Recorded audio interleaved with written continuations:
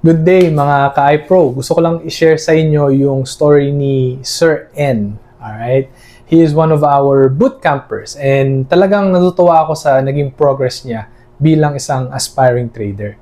So si Sir N po ay isang OFW, okay, na nauwi ng Pilipinas dahil nagkaroon sila ng pagbabago sa policy as an OFW. So ngayon, ang naging struggle niya is trying to find a source of income sa Pilipinas na kayang tapatan yung kinikita niya sa abroad.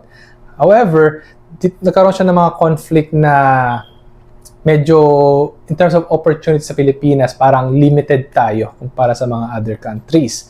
Ngayon, one day, naka-attend siya ng webinar namin or orientation sa iPro.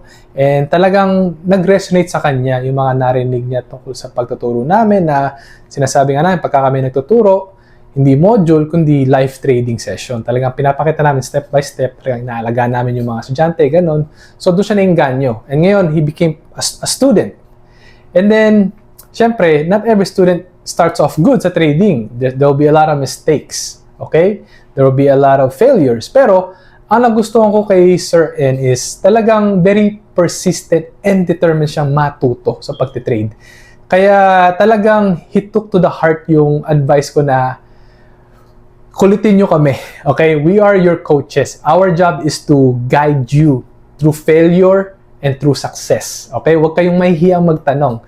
Kaya talagang si Sir N constantly communicate sa aming mga coaches, especially me, na every time na magkakaroon siya ng mga setup sa market, whether may nakikita siyang opportunity for a buy position, sell position, palagi niyang, Sir, ano sa tingin mo dito? Talagang gusto niya, everything na he does, meron kaming guidance in